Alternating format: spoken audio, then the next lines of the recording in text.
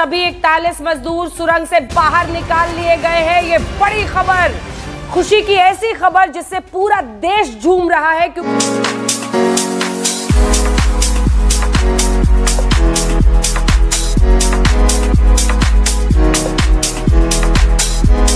Prime Minister Narendra Modi has just spoken to those rescued workers on the phone and also congratulated them for their endurance, their courage. क्या शुभ नाम आपका? शबा अहमद बोल रहा हूँ sir. सबसे पहले तो मैं सभी आपके और आपके सभी साथियों को बधाई देता हूँ। एक सुखरूप हम इतने संकट के बाद भी निकल पाए, बहुत बड़ी हिम्मत दिखाई और एक दूसरे का हौसला बनाए रखा। सिलकियारा टनल जो उत्तरकाशी में था, उससे सारे के सारे जो हमारे भाई वहां पे फंसे हुए थे, वर्कर्स वहां पे फंसे हुए थे, उनको निकाल लिया। वहाँ फैसिलिटीज़ हैं जो इंडिया में जो चीज़ें गवर्नमेंट प्रोवाइड कर रही है, as a government as a nation हम फेल होते जा रहे हैं। वो हम चीज़ें नहीं प्रोवाइड कर सक रहे उस हिसाब से जो आजकल जिस लेवल पे रिसर्च चली गई। बहुत से लोग तो शायद नाउम्मीद भी हो गए होंगे, लेकिन जिसे कहते हैं ना कि उम्मीद नहीं छोड़नी चाहिए, पॉजिटिव सोचना चाहिए। तो बिल्कुल हमने देखा कि तकरीबन 17 डेज के बाद जो है इन लोगों को निकाल लिया गया, जिंदा निकाल लिया गया और यकीनन इनकी फैमिलीज भी बहुत खुश होंगी और ये लोग खुद भी बहुत एक्साइटेड होंगे। क्या करते हैं भाई आप? हम मांगते रहते हैं हमारे बड़े भी मांगते हैं। अच्छा, फिर टॉपिक भी मेरा यही है कि हमारे जो प्राइम मिनिस्टर हैं इस टाइम काकड़ साहब, वो जा रहे हैं यूएई में और वहाँ पे वो हेल्प के लिए जा रहे हैं कि पाकिस्तान की जो इस टाइम कंडीशन है थोड़ा बहुत हेल्प किया जाए। सवाल ये है कि ज़्यादा टाइम ऐसा चल पाएगा? दुनिया के दूसरे कंट्रीज़ के जो प्राइम मिनिस्टर हैं, जो लीडर्स हैं, वो जाते हैं ट्रेड की बात करते हैं, वो जाते हैं वहाँ पे जाके मतलब आपस में डील्स करते हैं, लेकिन हमारे प्राइम मिनिस्टर मोस्टली जहाँ पे भी जाते हैं वो यही कहते हैं कि हमारे हालात कुछ ऐसे हैं तो हेल्प की जाए। क्या कहेंगे? मैं तो एक कड़वा सच बताऊंगा आपको, वो ये है कि ना ज्यादा देर तक अपने बाप से भी मांगो ना तो मुनकिर हो जाते हैं, तो कब तक वो लोग हमें सपोर्ट करेंगे? नो डाउट पास्ट में हमारी हेल्प की है, सऊदीया ने, यूएई ने या तुर्की की बात करें, इस्लामिक कंट्रीज ने हेल्प की है। अच्छा, इसी टाइम पे मेजर पॉइंट ये है कि इंडिया के जो प्राइम मिनिस्टर हैं वो भी दुबई जा रहे हैं, लेकिन वो डिस्कस करने जा रहे हैं जो ग्लोबल इन्वायरमेंटल चेंजेस हैं उसके ऊपर बात करने जा रहे हैं। उनका जो विजिट है उसमें और हमारे विजिट में क्या फ़र्क होगा, साथ ही साथ उनकी वहाँ पे जिस तरीके से एक मतलब रिस्पेक्ट या वैल्यू और हमारी क्या रिस्पेक्ट और वैल्यू होगी, या क्या इस टाइम पे हमारा बेसिकली अगर इंडिया से कंपेयर की जाए तो वो अपने आने वाले जनरेशन की ना ब्रॉटअप अच्छी तरह करते होते हैं। एजुकेशन हो गया, बेसिक जो जितनी भी चीज़ें होती है, तो जब अपने बच्चों पे या यंग जनरेशन पे वो लगा लेते हैं तो बाद में उनका आउटकम भी अच्छा आता होता है। हमारा सिस्टम देखे, अब एजुकेशन का सिस्टम देखे, हेल्थ का देखे, हम तो बचपन में तालीम से महरूम हो जाते हैं, तो बड़े होकर हमने क्या बनना होता है? सिर्फ बड़े ही हो जाते हैं, बस बड़े हो जाते हैं, मतलब उस अवेयरनेस नहीं है, ऐसा कुछ नहीं। ये बाइक आपकी है? ये बाइक मेरी है। ये आपने मॉडिफाइड करवाई है, मतलब ये ऐसा ही है? इसका 26,000 का लिया था पिछले साल रमजान में और 32,000 लगाइए। ठीक हो गया, 26 और 32 ऑलमोस्ट जो सा ये 60 के राउंड 57 56 हाँ ये हो जाता है। तो क्या ये समझते हैं कि दूसरे अगर हम कंट्रीज की बात करें यही सेम बाइक कितने में मिलेगी आपको? महंगी है। महंगी मिलेगी, आपने मॉडिफाई करवाया इसलिए आसान जो सस्ती मिल गई। यह पाकिस्तान है जुगाड़।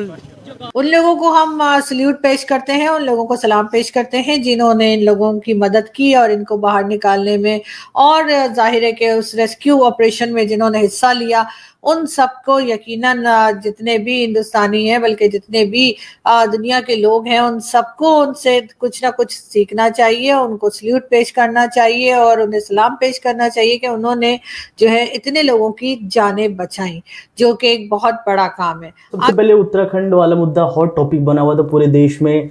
41 श्रमिक हमारे फंसे हुए थे, कई सरकारें लगी रही, कई टेक्नोलॉजी वाली कंपनियां लगी रही, लेकिन जहां पर टेक्नोलॉजी विफल हुई वहां पर हमने देखा कि लोग काम आए, इंसान काम आए।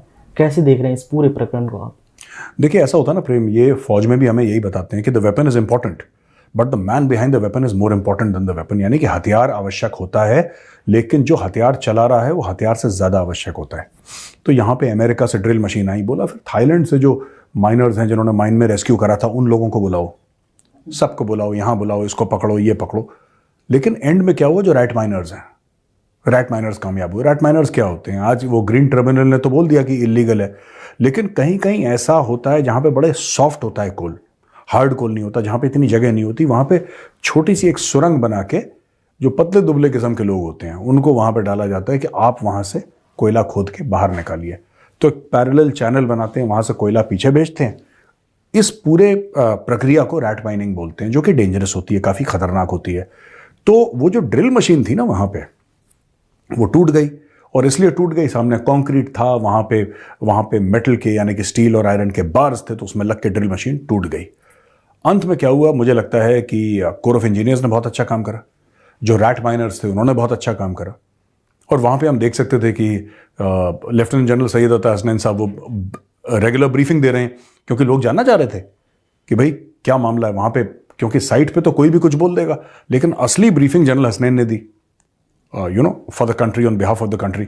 उन्होंने रोज रोज वो टेलीविजन पे आके ब्रीफिंग देते थे लोगों को। वहाँ पे उत्तरकाशी की एक टनल में 41 के करीब लोग फंस गए थे, और तकरीबन 17 डेज से उसके ऊपर बताया जा रहा है कि काम हो रहा था कि उन लोगों की जानें बचाई जाएं और उनको निकाला जाए। और आज जो है ये अच्छी खबर जो है वो लोगों को मिली कि उन लोगों को हिफाजत के साथ बाहर निकाल लिया गया। बड़ा लंबा प्रोसीजर था। एनडीआरएफ का भी रोल बहुत महत्वपूर्ण रहा। वो तो है मेंबर एनडीआरएफ के ना, so he is part of that organization na, he's at the top of that organization, he's at the member level, so इसीलिए वो सबको बता रहे थे। फिर जनरल वीके सिंह ने इसको मॉनिटर करा, धामी साहब हैं chief minister, he was there. तो सब लोगों ने मिलजुल के 41 बंदों, एक तो बहुत बहुत शुभकामनाएं सबको, उनके परिवार को यार, कि मैं समझ सकता हूँ ना कि कैसे उनके दिल बिल्कुल, जिसको कहते हैं ना, बैठ गए होंगे कि हमारे घर का बच्चा यार अंदर फंसा हुआ है, किस हाल में होगा। लेकिन जब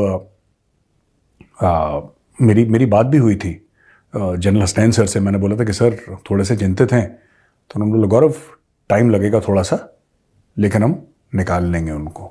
दिवाली का भी त्योहार वो लोग अपने परिवार के साथ नहीं मना पाए, तो कल ऐसा लगा मानो कि दिवाली ही मन रही है। तो जब परिवार वाले साथ हैं तब दिवाली कोई, देखिए दिवाली इमोशन है ना, दिवाली थोड़ा ना कि इस तारीख को दिवाली होगी, ऐसे दिवाली होगी। जब 4 लोग मिल जाएं, 4 दोस्त मिल जाएं, उस दिन दिवाली है। उनकी दिवाली कल हो गई, तो बड़ा अच्छा लगा। मैं इनफैक्ट मुझे तब पता लगा, मुझे पता नहीं था, मैं प्रीमियर पे बैठा था। वो मूवी है ना सैम बहादुर, तो सैम बहादुर मूवी आई थी, तो मैं उसके प्रीमियर पे बैठा था। Indian army had organised Chanakya में, तो मैं गया था, तो हमें इनविटेशन था वो सैम बहादुर का, तो मैं देखने फिल्म गया। बड़ी ज़बरदस्त मूवी है।